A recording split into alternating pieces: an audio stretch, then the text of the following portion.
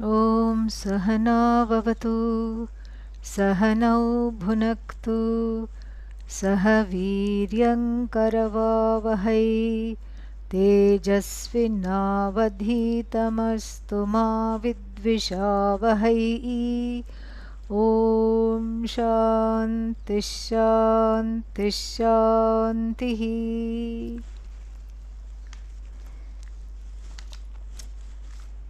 We have finally finished the first verse in this section on atonement, because that it was a very, as we saw, a very involved discussion, because it plugged into the uh, mantras from the Samaveda, very famous set of mantras.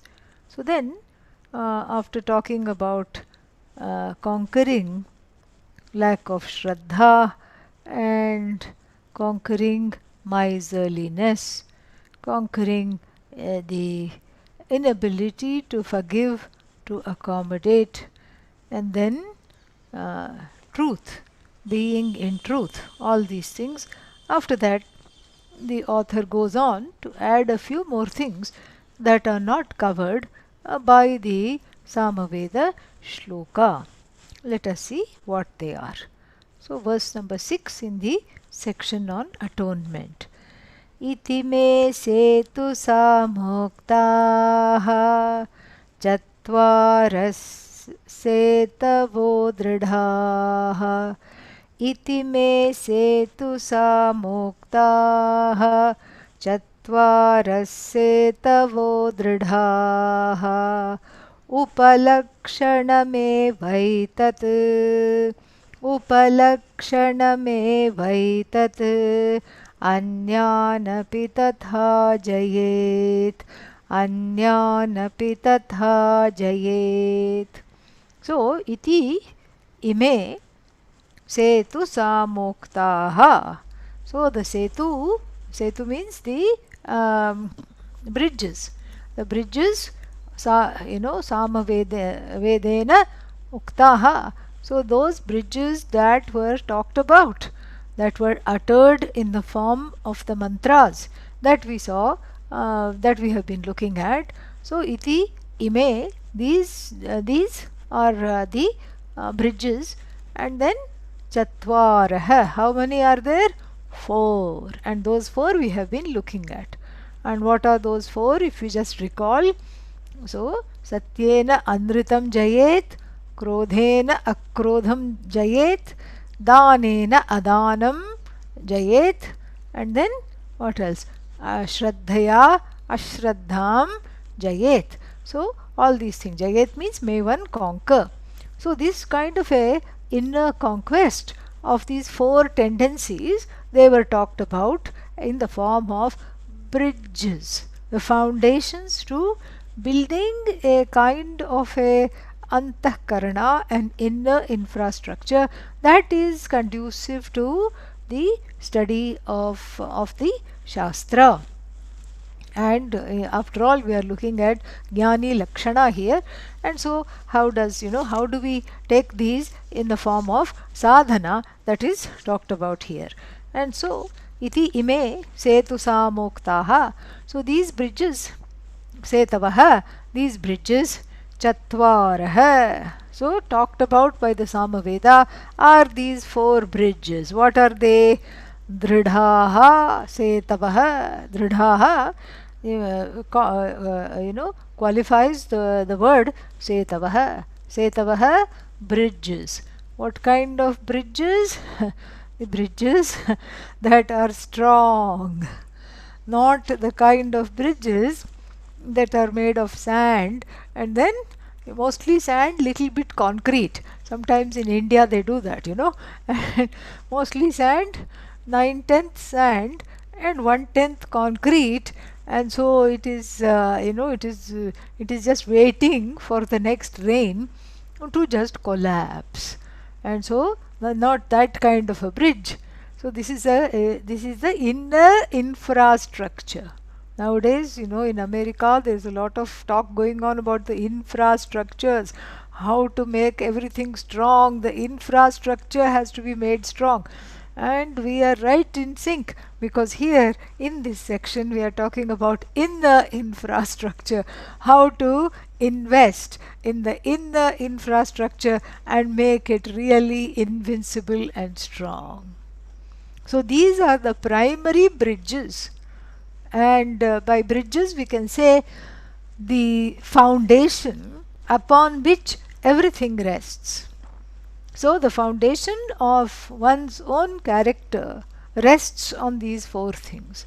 As we have seen, they are very important. Without Shraddha, we may as well kiss the pursuit of Vedanta goodbye.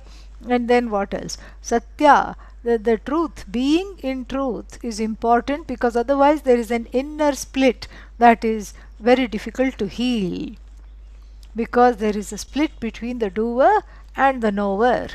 I know something, but I'm not living my life in accordance to what I know.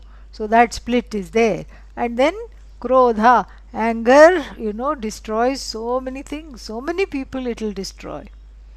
And they did one meditation session in one of the high security jails for people in solitary confinement in India, Tihar jail.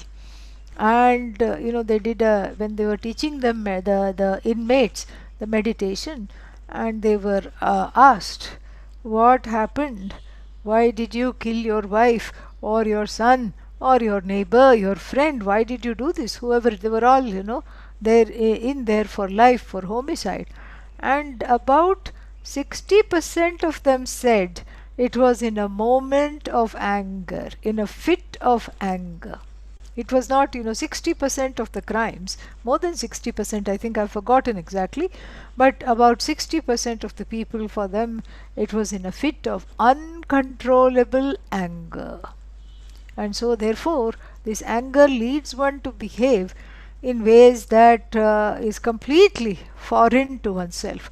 And then those were the people, the 60%, that took to the meditation very, very nicely and were able to rehabilitate themselves. And so because there was regret, because there was utter regret. And then the last one we saw was the what is that, the giving. And some other things are also talked about in these mantras, which were not highlighted here. Giving was there, the learning to give, learning to accommodate. All these are important values which we have spent a lot of time trying to understand without any inhibitions or reservations. So now these are the four strong bridges upon which we can which is like a book holder. You see, if you if you look at people in Rishikesh, Haridwar, etc., reading the Bhagavad Gita or reading Puranas or any scriptures, they will have some kind of a very special book holder. It will be like this. It's kind of two pieces, and then it's kind of the legs kind of stick there together, they lodge together, and then you have an open two pieces of wood crossing each other, and then on top of that you keep the book. And so that those pieces of wood is this inner infrastructure in the form of the bridges over which you can put the Vedanta knowledge. Then it will stay, otherwise the book will fall down. So then these four bridges are now strong, thank God. And then upon this you can rest so many things. And then here he is not content with saying, okay, this is enough, let's go further. He says, please use your brains. And then in the same manner, yeah, please use those brain cells which were given for this purpose alone.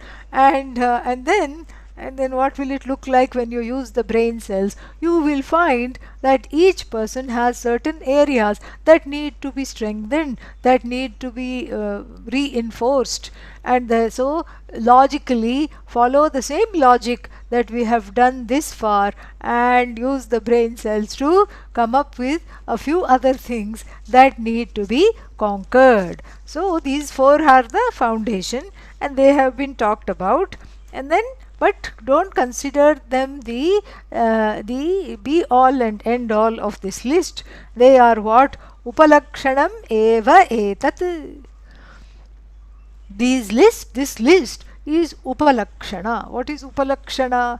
Upalakshana means it is an example.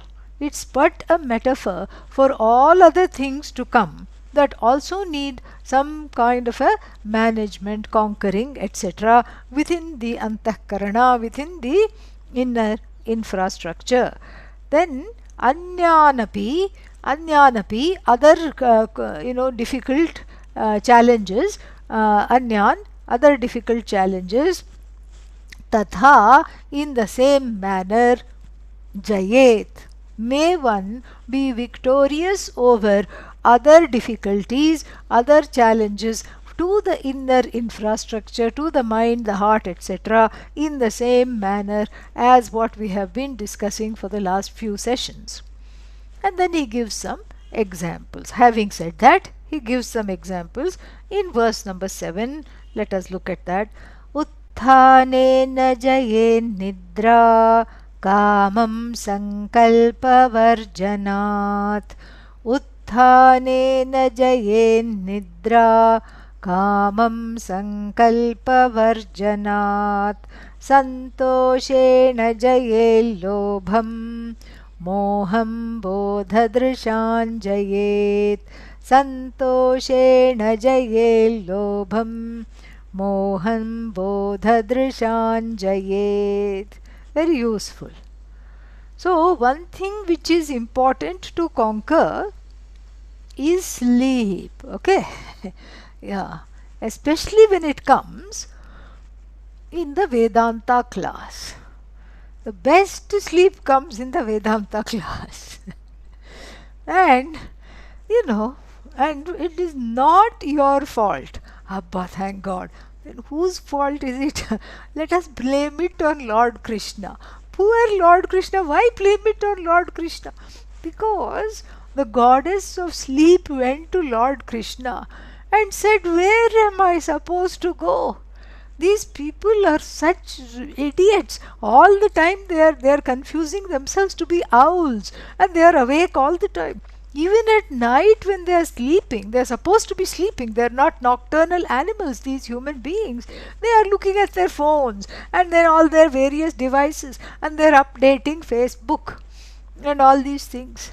And then so where is my place? And these people are getting all strung out, and if they are not looking at their phones, they are worried about the future, and then they are tossing and turning. One person is worried about what to do with his or her property. The other person is worried because there is no property. And then so like this, everyone is just, they are what I like to call insomaniacs. And so then what should I do? Where is my place?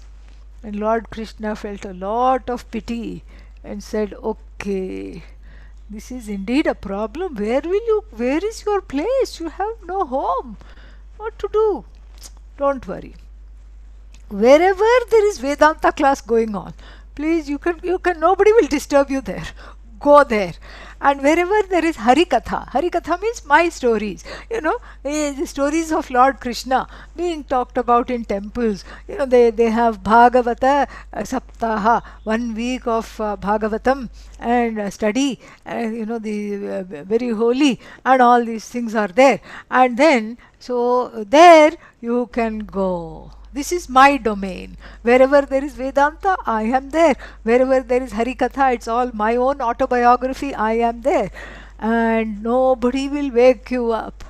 And so to this day, that this Lord Krishna's boon is a very strong boon.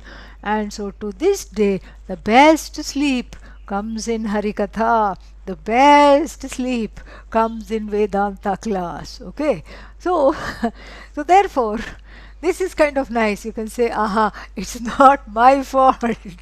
It's Lord Krishna's blessing for the goddess of sleep called Gudaka Devi. This is Navaratri is going on. So all forms of goddesses are worshipped. So why should the goddess of sleep be left behind? Namaha to her also. And then, so, we greet her with a big yawn and and say, long live Gudaka Devi, because she went to Lord Krishna, and which is why there is the best form of sleep comes in Vedanta classes. Now this is not our fault, which is good. But at the same time, it is our responsibility to pull ourselves out of it. And so we cannot say that, this is Krishna created and then Krishna's problem, not my problem. Let Krishna take care of it. I will actually agree with you. If you have the same attitude towards breakfast, lunch and dinner, if you are able to sit still and say, let Krishna take care of it, okay, I am in complete agreement. But it is not fair that most of the things you pursue in life with great fervor, great agency, great kartritvam, with a sense of doership, and where it comes to the most important thing, like managing the sleep-wake cycle, then you say, let Krishna take care of it. Not fair. Okay, and so therefore what? So therefore, the sleep is a problem, and that's going to be talked about a little more later. But for now, it is not a problem when it comes at the time that it is supposed to come. Then it's not a problem. But sleep is a problem because of the crazy lives we lead. First of all, the skies are never dark. In the olden times, in the ancestors' time, the skies used to be so dark. And now it's all convoluted. Now what you need to do? Now you need to have those, what are they called? Those sun blocking, light blocking blinds. Yeah.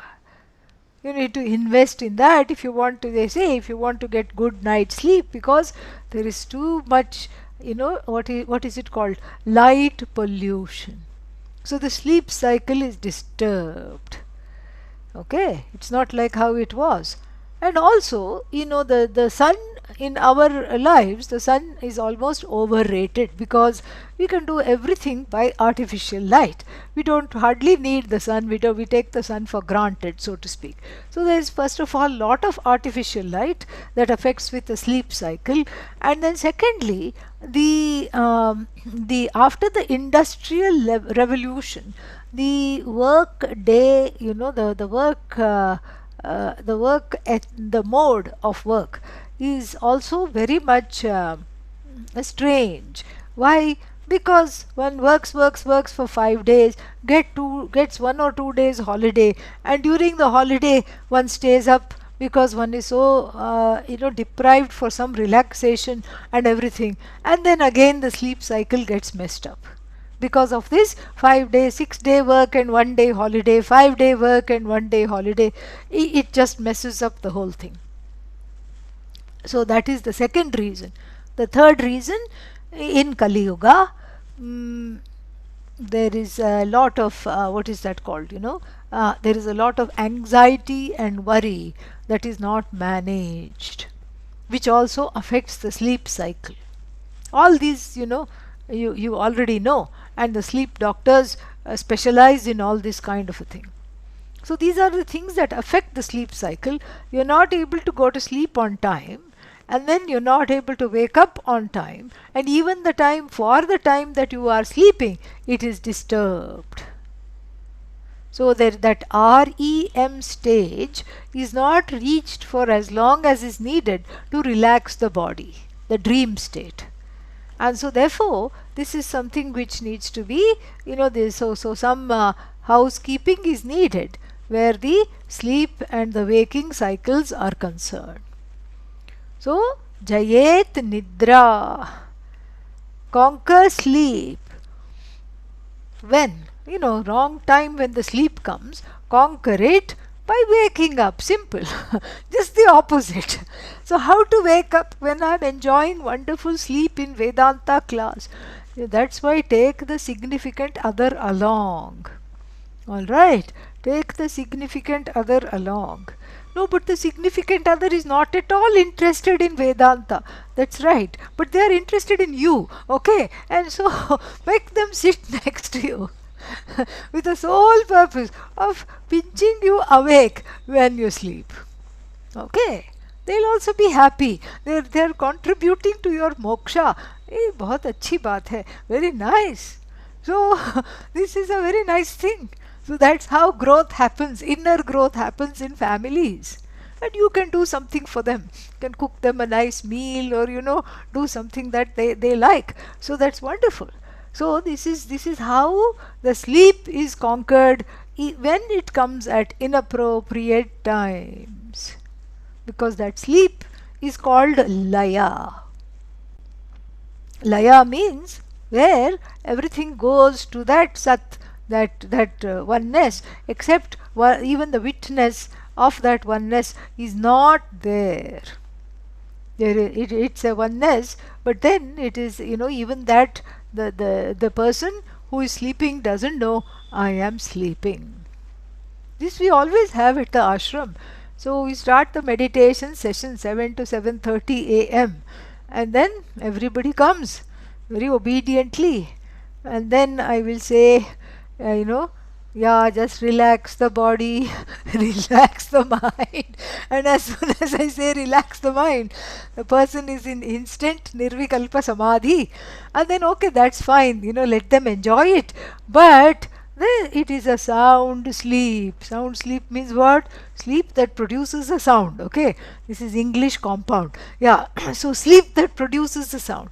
So suddenly the snoring will come, and the people who are awake get very annoyed.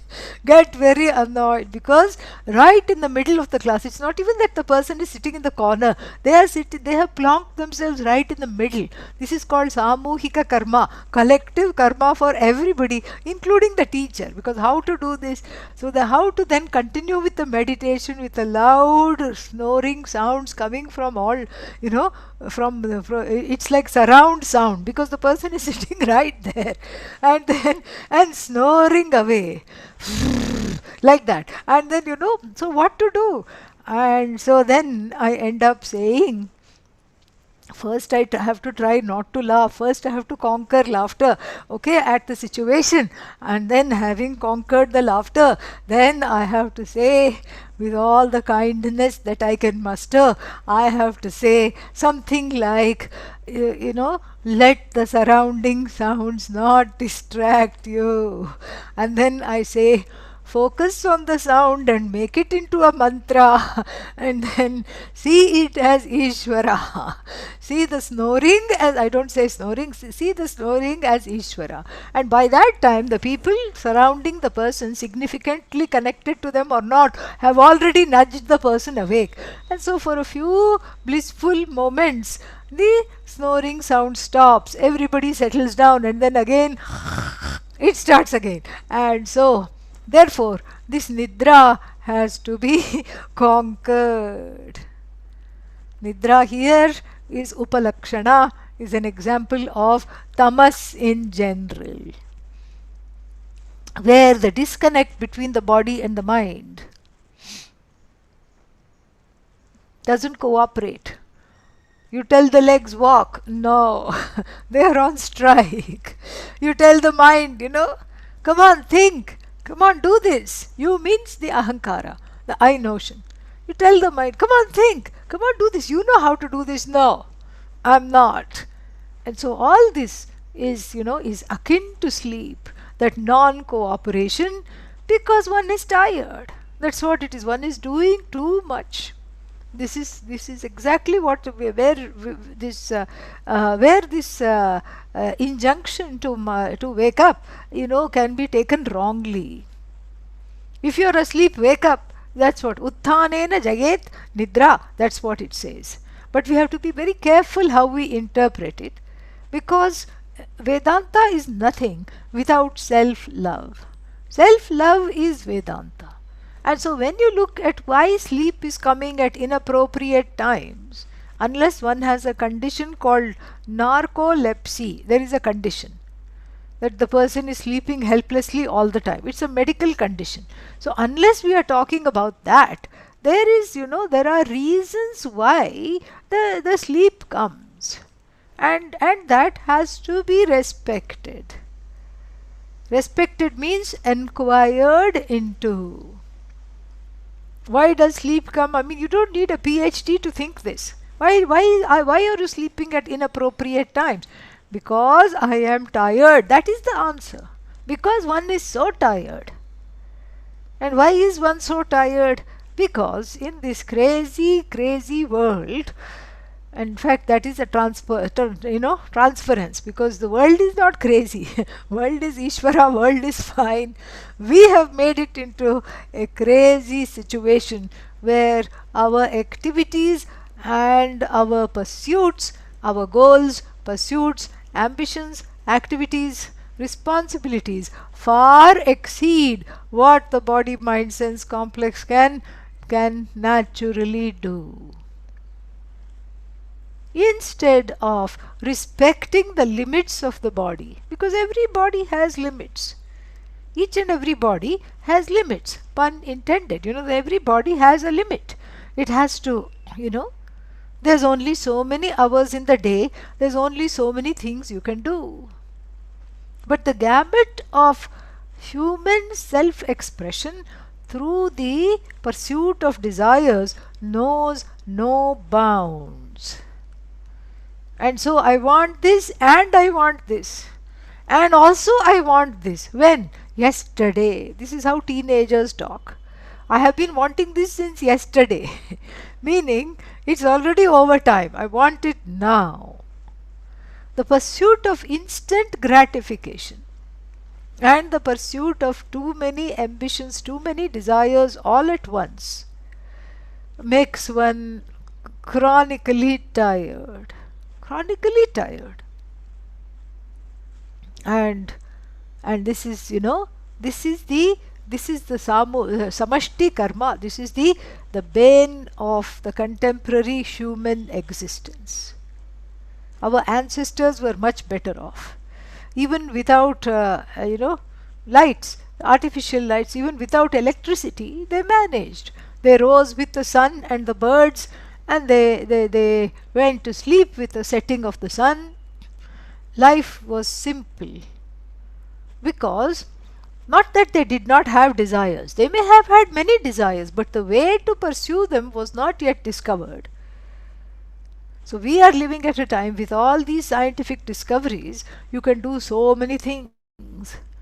If you have $50,000, or maybe it's $125,000, I forget, then you can book yourself a seat on some kind of a space ride. You go on the space ride and come back. Okay? My question is why? Why? Just go to the ocean and see the firmament and see the horizon, and that's exactly what it will look like. That's what it will look like. No, but I want to see the Earth. There are so many NASA pictures of the Earth taken by astronauts whose job is to go to space. And so like this, all kinds of desires crowd the mind. And identifying with those desires, most of which are unfulfilled and the rest of which are unfulfillable. Both of these we have to take. Half of the desires unfulfilled, the other half unfulfillable. Why? Because there are limits. Financial limits, body limits, mind limits, karma limits. All that is very, very, certain limits are there. What do you do? And then what? And so because one is constantly rubbed moving against the grain, going against the flow. That is why one is tired. That is why even in the most desirable pursuit, like the truth of oneself, like pursuing the autobiography of oneself as it is outlined in the Bhagavad Gita and the Upanishads, one goes to sleep. One doesn't want to go to sleep. But these kinds of talks are very relaxing, and so it does a number on one, and one goes to sleep because one is sleep deprived. And even if you argue, no, I'm getting enough sleep, it is, something else connected to the tiredness has to be interrogated. Some things need to be dropped, consciously dropped, in order to better align oneself with the flow whose name is Ishvara, Bhagavan, Shiva, Vishnu, whatever you want to call him or her. This is a flow. There is a flow there. And that flow has to be respected. That flow flows through your body. There are certain laws. The body conforms to certain laws. The mind conforms to certain laws. And so if you put the body-mind complex on a diet of work, and pursuit, I want this, then I want this, then I want this, I can pursue everything at the same time, and all this, then somewhere something has to give. And so therefore, interrogating what needs to be dropped to make the life simple enough so that one is not tired all the time. That is the first level of interjection, where it comes to managing the tiredness and waking cycle, sleep-waking cycle. First thing to do. And the second thing to do is to allow the vidya, allow this knowledge to allow oneself rather to receive this knowledge so fully that as one grows in clarity, one starts to understand that one is not the doer. The nature of myself is always relaxed. The nature of myself is always free. And the nature of myself is always not anxious, calm. I am Shanti Swarupa. My Swarupa, my very being, I am an incarnation of the peace that I seek. So with the growing clarity, then also, even if you are put in a dire situation where you have to juggle many priorities, where it looks like there is no choice, sometimes it is like that, there is an emergency situation, and you will be able to manage without the anxiety level, anxiety temperature going up. This is the second level of interjection that happens. That's a natural prasada, a natural gift of the pursuit of Brahma Vidya. Naturally one is relaxed and one is objective, and then one understands, okay, this is an emergency, okay, some hands and legs have to be moved, and certain decisions have to be made. But then you leave it to Bhagavan, and then you say, okay, I have done the best I can. You don't carry it around and in the form of worry or regret. This is the second level and a more permanent interjection and turning around of this tiredness and going to sleep at the wrong time, not sleeping at the right time. And sleep is, a metaphor for anxiety, all kinds of anxiety, all kinds of busyness. So the two-level approach. First one is to deliberately drop the things that can be dropped. Oh, but without me it will not run. You will be surprised how many things run without you. Once a lady came to me and said, my father is sick. I have to go to India. I was in the US at that time. I have to go to India. My father is very sick. And then I said, yeah, please go. Please take care of him. No, but I have a husband and 2 children, and without me everybody falls apart. They can't cook, they can't clean, they can't do anything, they cannot manage. I said, Ishvara is there. No, no, no, I really can't. She was very disturbed and I was unable to help her. I said, neighbors are there, friends are there, you have some relatives in the area. One day they will go there and eat. Don't worry, once a week or twice a week they can go there and eat. Somebody will bring them something. And knowing you will cook a lot and put it in the freezer and go. Don't worry, just go. No, no, no, I don't know if I can go or not. And then to my surprise, the husband and the teenage children also wanted separately time with me. And I said, okay, I'll see you, what's the matter? And they just, the husband said, please make her go. We want some time. We'll be fine. This is called micromanagement. Most of the things don't need to be micromanaged. Oh, what if it falls apart? Let it fall apart. Watch the falling apart and know that the one who is watching the falling apart, namely you as the Sakshi, the witness, does not fall apart. You need to learn how to delegate. The most successful people in the business world, the corporate heads, etc., they thrive and the businesses thrive because they know how to delegate.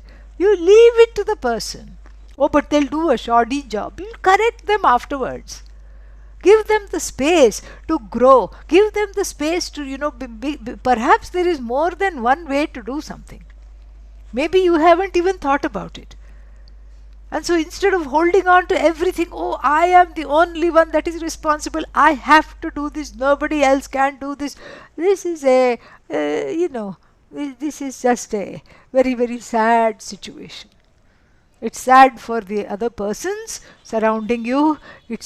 Mostly it is sad for you. Why is it sad for you?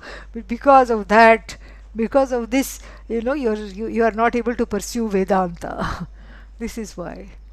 So, Utthanena Jayet Nidra. Utthana here means waking up. So that's just on a level of the everyday. Waking up doesn't mean you wake up even more. And so the people are into this kind of a lifestyle which is very dangerous. They are unable, and you see this in celebrities who die sometimes of accidental overdose. These what are they called? Rap singers and some other celebrities, actors, etc. Why? Because they are unable to get up, because they are so tired, overbooked, completely fried. And then what? So to wake up, they have to take what is called an upper. Upper means waker, upper. That some kind of a chemical they have to do. And then to bring oneself down, you have to be injected with some chemicals. First it is oral, and then one gets used to it, and then it's an IV. Some people, these big stars, they have we have known. The ones who have died of these kinds of overdoses, they have kept their own doctors to be able to administer these things called fentanyl and all these things. And then, what a way to live. You need something to pick you up, and then you need something to, artificial to put you to sleep. And it's a very sad life. And part of it has to do with over identification with oneself as the doer. That is the cause of stress. That is the cause of anxiety, which is the cause of no sleep, which is the cause of overcommittedness and overtiredness. That has to be dropped. That, so the homework. Oh, even Vedanta classes started to have homework? Yes. So the homework for next week, because this class is also meeting next week. So the homework for next week is to, see what all you can drop. And if the answer comes nothing, okay, see me after class next week, and I will help you drop. I will help you drop a few things. Okay, yeah. So this is the homework. What is it in your life that you can just let go of? So when you identify that thing, multiply that by 3. Let go of 3 things this week. And then to next week we will see what else, what else the thing unfolds. And keep a little journal, letting go journal. What did you give up? What can you give up today? just small things. And then what are some core issues that you know, over responsibility with regard to certain things that you can loosen, if not completely give up. So this is what is meant by utthanena jayet nidra. And then right on the heels of that, the next one, kamam sankalpa varjanat. Varjanat means without. So kama means all kinds of desires, kama. Okay. And then how is kama given up? Not given up, managed. How do you become victorious over desires? Desires include raga and dvesha. Raga, dvesha, and this is the desires. And so how do you gain victory over desires? Simple, by allowing them to drop, even as they form in the mind. You know, it's just like the weather.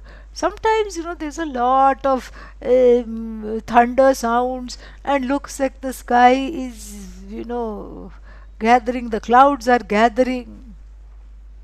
And then you say, oh, looks like rain. But then that rain, you know, there is no rain. What happens is that suddenly the clouds disperse and the sun shines through on certain days. That's exactly how it is. So the desires come and eclipse the thinking, eclipse the mind, all kinds of nonsensical desires. Some of them make sense, but then they need not be there even. Nonsensical desires crowd the mind. And then, you know, the Viveka sun, Viveka means the sun of discrimination, shines through when these desires are simply you sit and observe. This can be an open eye meditation. Prepare yourself a cup of tea or have some hot water, whatever it is, and then sit and do nothing, just sip your drink. And then what? Then, of course, do nothing means it's not so easy. What will happen? Some desire will come. Oh, I think I need to do this. Don't do anything, just watch it. Oh, but. Watch the but. And then, if I don't do this, something else will happen. Watch the if. Because you know that the time that it takes to sip this tea is just about 15 minutes. So you can do that. So indulge yourself 15 minutes, 10 minutes perhaps to just be. To just be and just watch. Just watch the desires. And let the desires come, and then you will find that if you just watch them, you can also let them go. You can let them go. And this is what is a kind of a open eye meditation. And so at first it is done deliberately. You have to tell yourself, I'm just going to have this tea. I'm not going to look here or look there or think about what all needs to be done. I'm just going to sip my tea. And then what happens as a result of that? You know, you get in touch with a sipper, which is very nice. Because the sipper is forgotten all the time. And so the sipper turns into the doer, and the doer then turns into done in by other people's doing, done in by one's own regrets and anger, etc. So then, once this is done deliberately, and you achieve a certain siddhi, success in this, then you know what happens? One becomes jnani like. How? Because what is the jnani? You know, the jnani is sarvan kaman manogatan. So, sarvan kaman, all the desires that arise in the mind in the form of even a fancy. Because first, when it comes into the mind, the desire is not taken shape yet. It's a fancy. And at that level, it is very easy to manage it. So then, you know, sarvan prajahati yada kaman sarvan partha manogatan. So two things are talked about here. Prajahati, prakarshena jahati, the one who gives up with, with a forcible intention. The intention to give up the desire is stronger than the desire. That is where we need to find ourselves. So then that cuts the desire even when it's in its infancy, in the form of a fancy. In fancy, okay? So in the form of a fancy, it is in its babyhood, and the desire is easy to let go of. And that's what the jnani does, repeatedly gives up the desires even as they arise in the mind. So then what? Then the second qualification of the jnani is described in this verse in the Bhagavad Gita as Atmani eva Atmana tushtah. Tushtah, santushtah, the one that is happy, contented, being oneself. That's all. Atmani eva, in oneself. Atmana tushtah, by oneself. One is happy in oneself, by oneself. You're just happy being who you are. And if if somebody were to say, oh, I am a loner, I like to just be alone, I'm happy being who I am, then I will say, check in your phone with me here, and then go sit. No computer, no iPad, no iPod, no iPhone, only I. Yeah, just sit with sit with the I, bereft of any devices. And let's see how long the person is able to last. Then the Atmani eva Atmana tushtah goes out the door. It's very difficult if the I has not been understood, has not been interrogated into. Very, very difficult. So this Brahma Vidya, what we are doing right now, Atma Vidya, self-knowledge, is to understand this I as an entity that is naturally disidentified with its desires. Why? Because the I is incapable of desiring. Why is it incapable of desiring? Because it doesn't need anything to gain anything, to become secure, to become full, to become whole, to become limitless. Why? It is already secure. It is the most secure thing there is. It is already whole. It is already full. It is already limitless. So there is nothing it wants. There is nothing it lacks. So therefore it is naturally free of desires. And so when I plug into this I, that is the idea, is to abide into this I rather than the I that is misidentified with the desires and caught up with a sense of permanent lack. One is leading a lackluster life because of this permanent lack. I don't have this, I don't want this, but I got this. I want this, but I didn't get this. I will never have this. I can never get rid of this. This is the life. Because one is identified with what one is not. A desiring person, a wanting person, a lacking person, a discontented person. None of this one is. And so, and if you want to if you beg to differ with this, then just think of the sleep state. In the sleep state, you are contented, you are whole, you are limitless, without fulfilling any desire. In fact, there is no desire in the picture, because the desirer has been resolved. So outside the sleep state also, what Vedanta teaches is that desirer is a false projection, so to speak. It's an as though projection of the I because of wrong identification. The desirer is a mithya superimposition upon the I that is free of desires. If you know this, you can enjoy the desirer. Oh, so many desires are there. Oh, that's wonderful. But one cannot do that. So that's why the desires become what Pujya Swamiji used to call binding desires. Binding desires are those that constitute or depend on oneself for one's very being. If I can't have this, I cannot be okay. I have to be okay, and I have to have this. This is the problem. This is exactly the problem. And so therefore the desire and the person, you need a little bit of space, because there is a tendency to misidentify with the desirer. The desirer is an impostor, the desirer is a spoof. This the jnani knows, and therefore the person of knowledge is able to drop the desire even as it arises simply by watching it.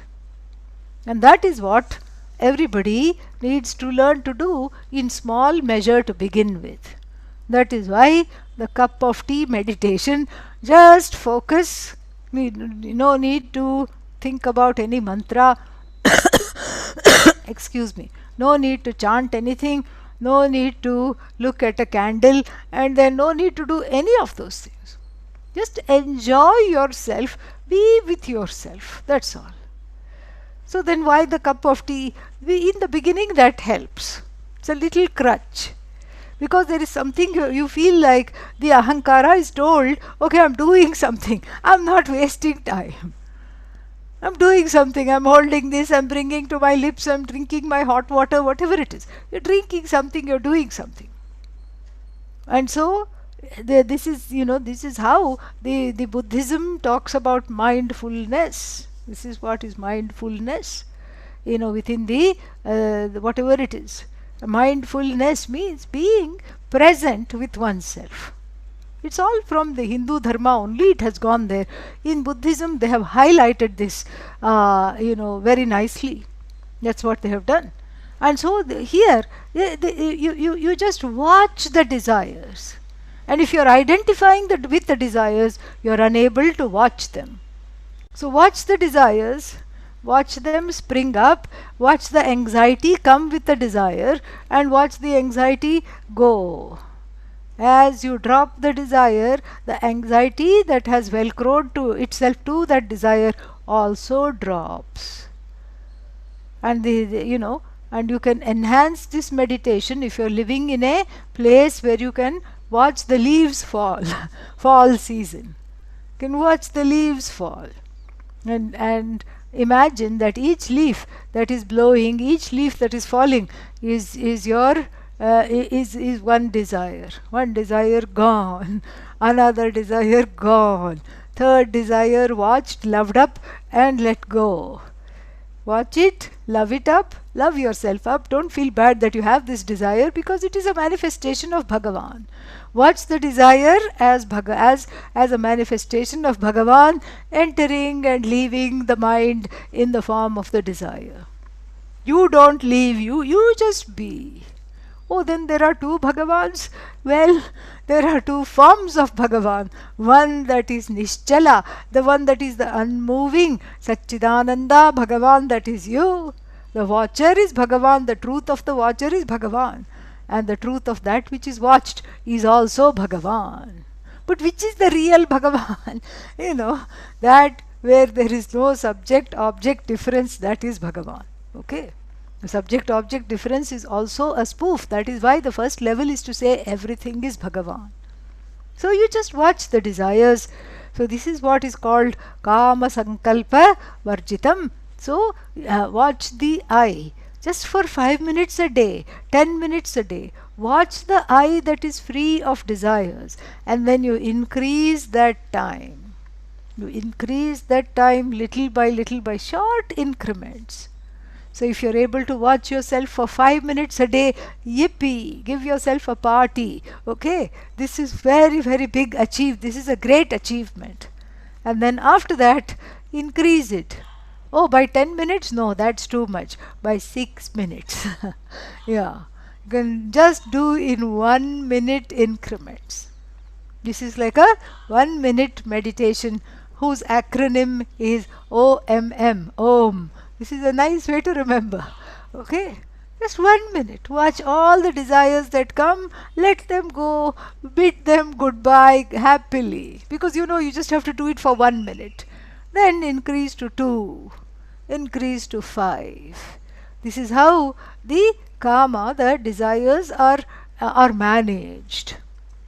We are not trying to remove the desires, but we are trying to transcend the desires by understanding that the I that I want to discover has nothing to do with the desires.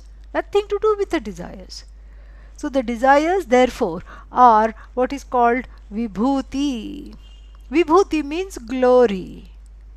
So once this understanding comes, you can see the desires more as a glory, in the sense that they are not binding.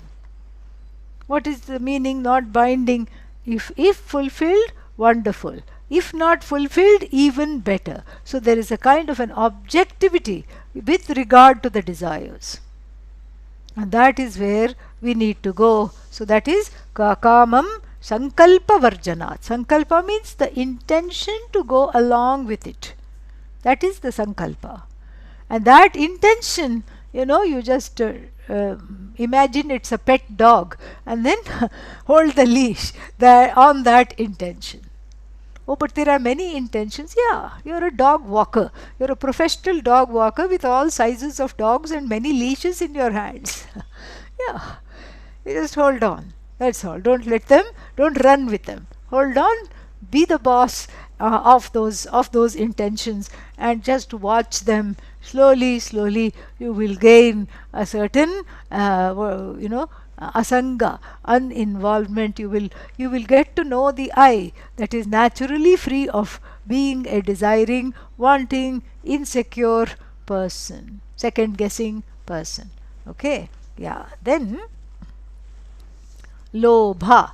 Lobha means avarice, greed. So lobha santoshena jayet lobham. Greed. This is a kind of a corollary to what we have been talking about. So the desire first is in the form of fancy, then if it is not attended to at that time, grows into some kind of it burgeons into what is called kama, raga, dvesha, desire to have, desire to let go of something, all these things. And then even then, if it is not attended to, interrogated, witnessed, then it turns into greed. Greed means, I have this, but I want more. I want more and more and more. This is because, and that greed ties into that inner notion, I am insecure. That is the root of greed. That is the root of greed. Why do you keep wanting more and more? I want more. And it's not always things. It's attention. It's some kind of somebody telling you you're okay, validation, attention. I want to be heard. I want to be loved. And all these things. This is all, when it exceeds a certain proportion, it comes under greed. Nothing wrong with wanting attention, wanting love, etc. But then there is this, if that desire for these things comes from a place of emptiness, where one is unable to fill oneself up with oneself, where one is unable to spend even 5 minutes alone without any devices, then that is when it turns into a dependency on the universe for my well-being. This is dangerous. Why? Because if you hand over the reins of your well-being to another person, to a set of, forget person, inanimate objects, without all of you I'm not okay. If you hand over your own well-being, one becomes a beggar. Because if you are getting some kind of a supply, then you are okay. If you're not getting that supply, you are un-okay. You are not okay. And so this dependency on people, things and situations, circumstances in the universe has to be looked at. Has to be looked at lovingly. And the source of greed is a deep inner anxiety funneled or created by insecurity, a notion that I am insecure, centered on the I, centered on the self. How to deal with that, we will see next week. Same time, same place. Okay. Om Purnamadah Purnamidam Purnat Purnamudachyate Purnasya Purnamadaya Purnamevavashishyate. Om Shanti Shanti Shantihi. Harihi Om Shri Gurubhyo Namaha. Harihi Om.